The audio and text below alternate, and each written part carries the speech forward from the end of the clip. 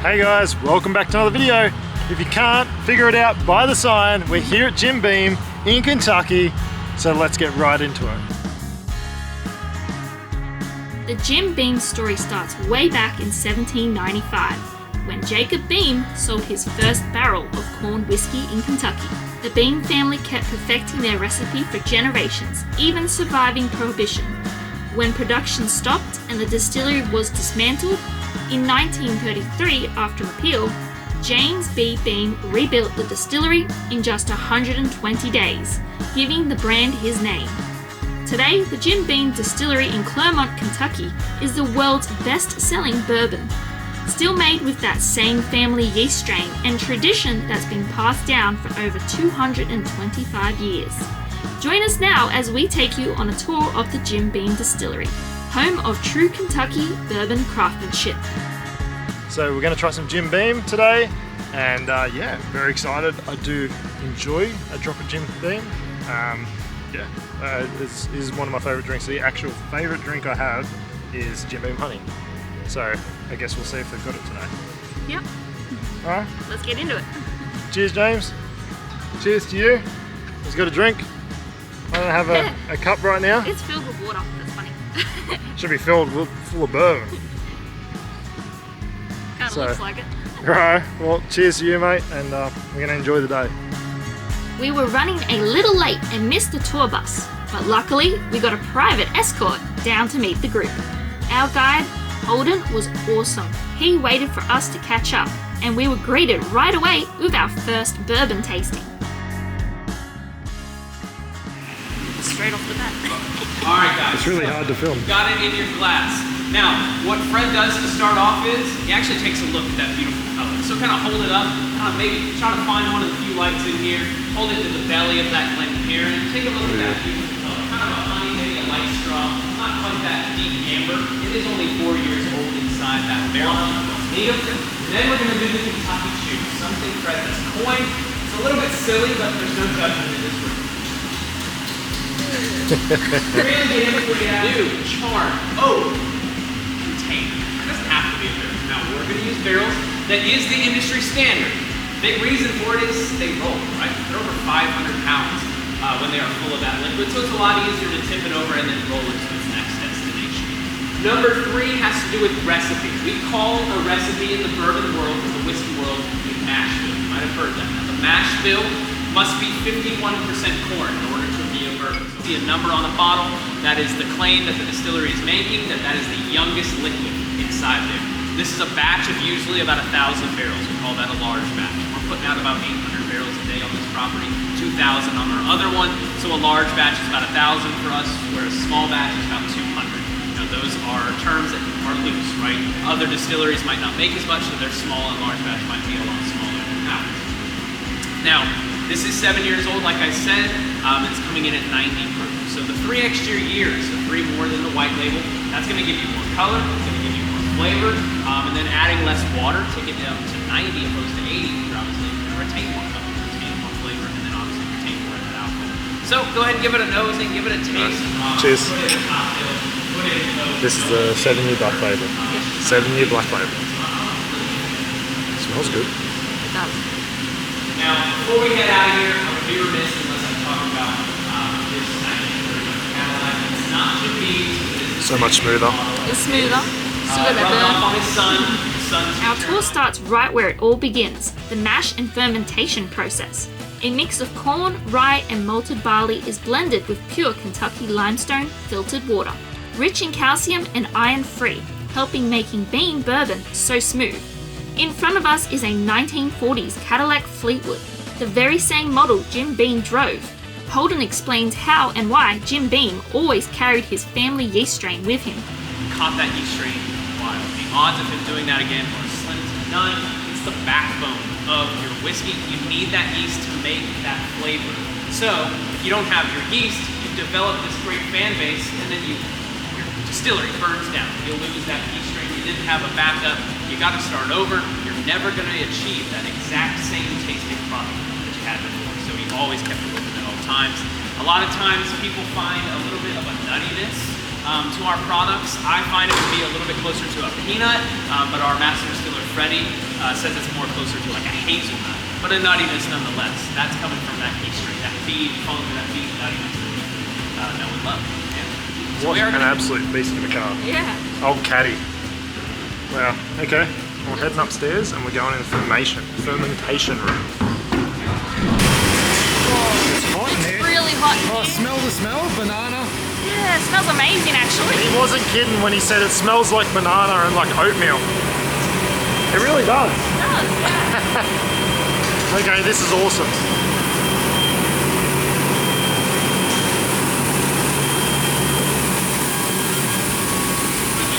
There you guys. I'm not gonna lie, I would spread that on some toast, that smell. Oh.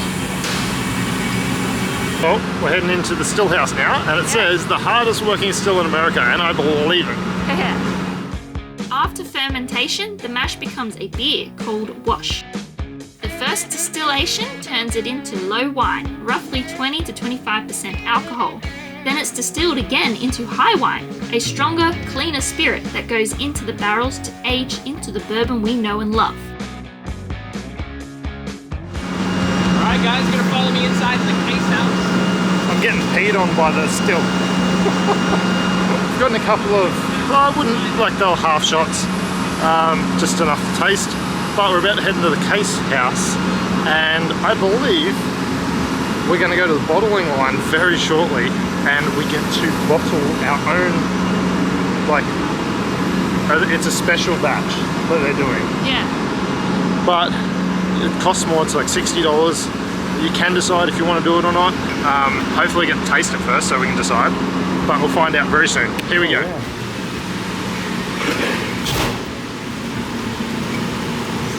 People who do not drink whiskey, do not drink bourbon, Basil Hayden is for you. Booker used to say, if you don't like bourbon, then try Basil Hayden.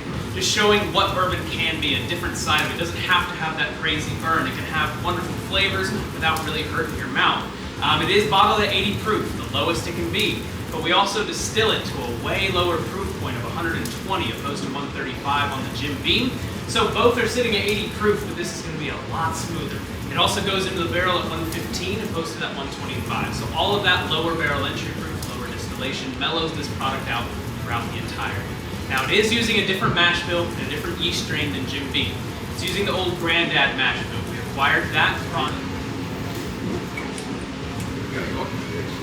Same thing. one of each. Yeah. This is very smart. I like it. I like it. All right. Thank you. There you go. Everyone get some? Okay, Basil Haven. Yeah.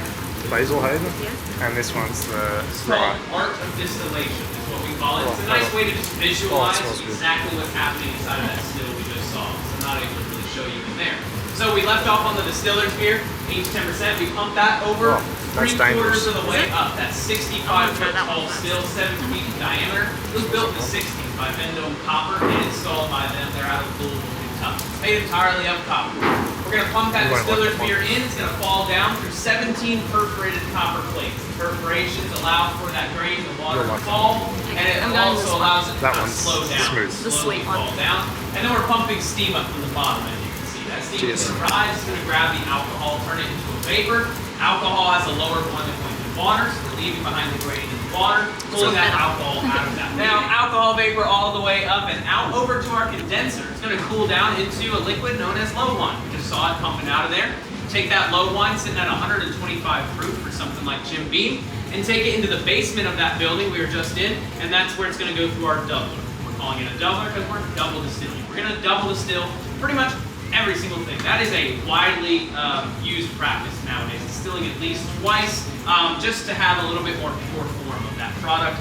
Also standards today are just a little bit more stringent, but we're going to actually take that low wine, we're going to heat it up, the evaporation process occurs a second time. The alcohol rises, the water sticks behind, over to our condenser, cools down into a liquid known as high wine, or moonshine, white dog, or my personal favorite, like I said, that white lightning. 135 proof for Jim Beam. We're going to add a touch of that limestone water and then take it into the cistern tank, sitting at 125 proof, so that way we can take it right out of that cistern tank, which is just a holding tank, into the barrel. Just like this process right here. Cistern tanks, barrels.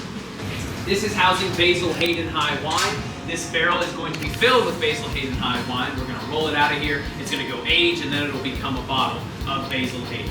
I need one volunteer, one brave volunteer to help me out filling this barrel. Have you ever filled a barrel before? No? Just emptied them, right? Bottle by bottle by bottle. She pours them. There you go. All right, so go ahead and twist that counterclockwise for me. It's going to start to fill Counter. towards me. Yeah, perfect. And then lift it up just like this and show everyone what's coming out of there. You can just lift it up. Yeah. Aim for that hole there. A little bit higher for me. All right, excellent job. Oh my goodness, we spilled everywhere, but that way she gets in trouble and not me. But now we get to show all of our friends here that this is not water. We're not pulling their leg. This is actually our distillate. Take your hand, push it down in there just like that. Take a big whiff. Whew. A lot of alcohol vapors, right? We're gonna do a little science experiment. Go ahead and clap, then rub your hands together like hand sanitizer, which it basically is. Keep rubbing, keep rubbing. Once it's dry, I want you to smell again. We're creating heat, right, with the friction of rubbing our hands together. That heat is cooking away the alcohol vapors. Mine are dry, you ready? One. Yeah. Smell again. Oh, it smells a lot better, right? Cooked away those alcohol vapors. We're not getting that burn. Now we can actually smell the grains. It's a little bit of corn. Yeah. Probably a lot of it of corn. Maybe a little bit of rye as well in there. Kind of smells like a sweet cornbread. Pretty cool, right? That's cool. Round of applause. Thank you for your help. Now, since we spilled just a little bit, everyone is welcome to come up here, get yourself some of this Revolutionary War hand sanitizer. Just don't lick my barrel, guys. I don't care. Right, guys? If you want to come on up, go ahead. Once it's on your hand, I don't care what you do with it. I throw some behind the ear. I call that Bourbon. The state troopers don't find it funny either, don't worry. Now, during COVID, we never ran out of hand sanitizer because of that stuff. It just kept making it. We needed it. Pretty cool. So it worked, Splashed on you my know? leg. So it's all dry? Smells a lot better than the stuff we were getting then, too. Yes, sweet. Smell your hands at the end Ooh, of the tour. it Still does. smell Yeah. like that. It lasts a long Smells time. like corn. Also makes your hands kind of soft, a lot of fatty oil. Right. One of each. All right. So what wood are we using in the barrels here? American white oak. Okay. Yeah. It just has to be oak, but typically it's This is always the best part of the tour. So I got one of each. So this one is the Knob Creek, Yep. and that one is I the recommend Rye. both of them, really. I'm a little bit I've had this. This is good. Okay. I enjoy this.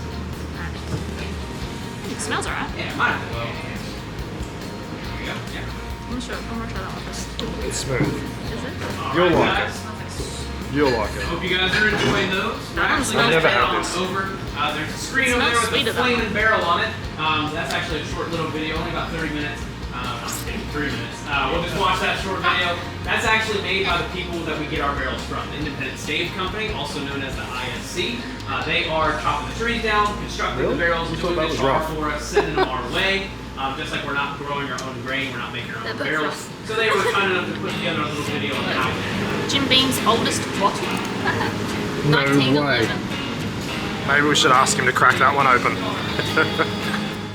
The final stage of our Jim Beam Distillery tour focused on the barrels. We learned how each barrel begins its life as a white oak tree and how it is used to craft 2 barrels from a single tree, ensuring that the remaining wood is repurposed for furniture or other wood products, so nothing goes to waste.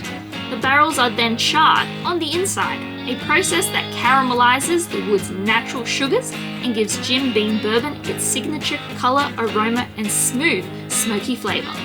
From there, we saw how the filled barrels are carefully stored in rickhouses, massive wooden warehouses where they age for years as Kentucky's changing season help the whiskey draw flavor from the oak. We also learned about the testing process where tasters check the bourbon's character and maturity before it's ready to be bottled. The highlight of this stage came when a volunteer from our group was invited to pour the first glass straight from the barrel, giving everyone a first-hand look and scent at the rich golden bourbon in its purest form. Hold it right here for me. I'm going to tilt this way. We're going to see exactly what happens. There we go. And it just rushes on out of that barrel. And it gets all over your hand, but lucky for you, you're welcome. Tax-free, not much left in the world that is. Go ahead and give it a You try. gotta lick it. Come on. Everyone's going to line up and lick your fingers. Now, probably sitting about 130 proof in there, uninhibited by water, no filtering. We're the first people to see it, the first people to taste it, and over 9 years sitting inside that barrel. Pretty special moment, ruined because I have to dump it out.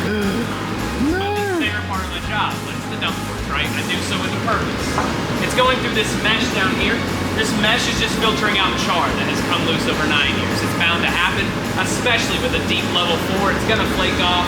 It's gonna come out of the barrel with it. So we just make sure you're not chewing on that when you're drinking it, right? It's gonna go in that tank. We add the water. We send it over to T-Line. Finally, we had the opportunity to watch our very own bottle of Knob Creek being filled right on the production line. Dylan started by rinsing the bottle with bourbon to ensure it was perfectly fresh before it moved down the line to be filled, corked, and labelled. We then got to see the signature wax dipping process, where each bottle is hand dipped in hot wax. A trademark finishing touch that gives Knob Creek its iconic look. Alright y'all, so the first thing we're going to do is put a full tab up top. So I'm going to make it so you can get back in that bottle after the wax is dried. We do 2 dips in the wax. First dip just puts a coat on it and seals it up. The second dip is going to thicken it up a little bit. Put it on our bosser. It's going to harden up and cool down that wax super quick. It's also embossing that Knob Creek look right on top. Then we do one more final dip for your all's personalization. Straight up. Beautiful work. You got a pretty finger on there too? Sure. All right, and DB. Right on the top for 3 seconds. Yes. 3, 2, 1. 1, 2, 3, straight up. Beautiful work. Seal and approval. Yeah. Round of applause for our T-Line team, guys. Can't do it without it. Thank you all. After the tour, we headed inside to explore the Jim Beam gift shop, which was filled with all kinds of bourbon-themed treasures. Shelves were lined with bottles from the entire Beam family of brands, along with exclusive small batch selections you can only find at the distillery. Of course, the highlight of our visit was paying for and picking up our very own signature bottle of Knob Creek, freshly filled and wax sealed just moments before. I thought we were actually going to pour it into it. Yeah. I didn't think we were just going to stick it in the Bottling stick line. it in the bottling line. But you can see this is done. We filmed the whole process, and there's our fingerprints. That's our seal Yeah. on there, and yeah. It's How awesome. about that? That is. Do not drop it. No, I'm really scared now to carry it. Put it back in the Alright. bag. Up to the restaurant. Pretty excited for this. Come as friends, leave as family. Okay. Not bad price. I think we're going to skip out on the cocktails. We'll just get some food in our bellies, and then we're going to go back over for a tasting. Yeah. So this place is absolutely gorgeous. Yeah, driving in, it's like Horrible. What are you on horrible. about? Every day when I get here, my coworkers are like, I don't want to hear it today, and I'm like, no, listen, No. no, listen. It's gorgeous. So Jim Beam, first family of bourbon, okay? They are currently on the 7th and 8th generation master distillers right now. Their names are Fred and Freddie now, and I can't speak highly enough about them. They're sweet, they're kind, but above all, they're funny. And I mean, they are funny. Functioning alcoholics. Hey, we do these big dinners, and it's like a beautiful thing, you know. Like for example, as I said, their names are Fred and Freddie. For a reference, over on this wall back here, it's like your granny's house, right? So a bunch of family photos. Some of them go so far back, which I absolutely love to see. But the biggest photo over there is of Mr. Booker, and he was our 6th generation master distiller. He started the Booker's batch. Yeah. He's a hoot, as you can see on all those photos. Every photo of him, he's doing something wild. But the biggest photo, he's sitting at the kitchen table, which is what we're named after, right? That table is still in that exact house. That was Jim Beam's house way back in the day. Okay. And it's still there. So pretty cool. Every other photo on that wall, they are doing exactly what they love to do. Bourbon, barbecue, and having parties. Yeah. Okay, you'll see them. They're really cool photos. But up in the corner there, the 2 gentlemen sharing the toast, that's Fred and Freddie in the black shirts. And they named this place, as I said, the kitchen table, but they wanted all of those things to be included. They wanted us to do all of it. So we work with a local farmer where we get all of our meat. It's called Cedar Creek Farms. He's awesome. Yep. We feed all the mash bill. Once we exhaust that Back to corn, the that cows. grain, that good stuff, they get on that trailer and get to those cows, those animals. Feed all that, then it comes back here and we smoke everything here in house. You probably Okay. saw our chef standing out by it. He's like a Super Bowl dad, you know, just there all the time. But we're smoking always. This morning I saw him put a big old load of brisket in there. And my personal favorite part of our operation is going to be the pizzas that we produce. Now, I don't know if y'all did a tour, but the tour, they talk a lot about our yeast. So the Jim Beam yeast strain was captured at the Jim Beam home, and it's been alive since 1934, which is kind of wild. Yeah. And when the restaurant opened, Freddie said, shit, we got it, let's use it. Let's do it, let's put it in the pizzas. Wow. So we do, and they're hand stretched to about 12 inches, 6 slices. And the amount of times I've heard Fred sit down with people and say, if I get this, you'll get that, and we'll split it up. The portions are pretty big. Yeah. Favorites are definitely going to be the brisket. And right behind that will be the baby back ribs. Okay? But then again, like I said, the pizzas. Pizzas are something special. And as you're looking at the menu, you're going to see it multiple times. You can do it any damn way you please. Yep. Whatever you want. You like fried chicken, but you hate green beans, or you want this, you want that, we can do it. Erica really knew a lot about the history here and made our day even more special. Yeah, look at that. Wood-fired pizza and the brisket. In-house smoked brisket. That looks too good to eat, doesn't it?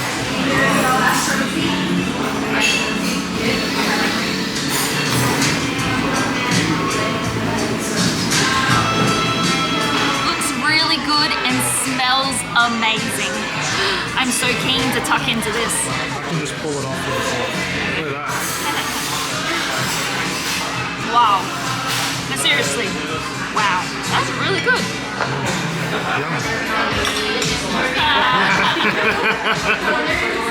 It's a bit like that.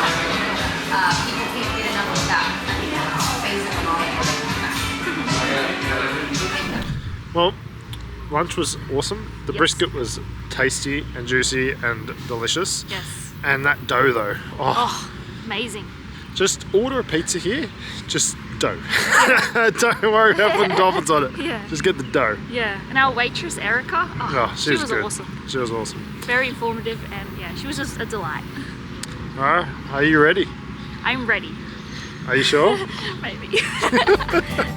We sampled a few different bourbons from the lineup, ones we hadn't tried earlier on the tour. And of course, I was still getting used to that signature bourbon burn.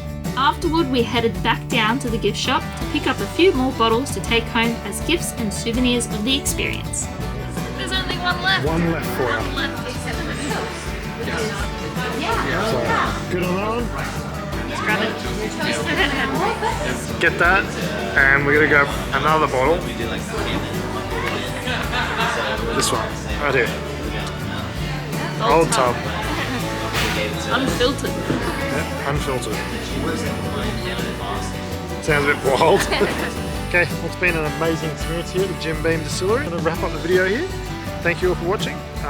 If you're not a bourbon drinker, even just come here just for reviews. Yeah. Because they're amazing. I really enjoyed it here. I would definitely come back, even to do like another tour and just to visit that kitchen table. It was amazing. No. Alright guys, thank you for watching. Had a great day here. Hope you enjoyed it, and we'll see you on the next video. Yep.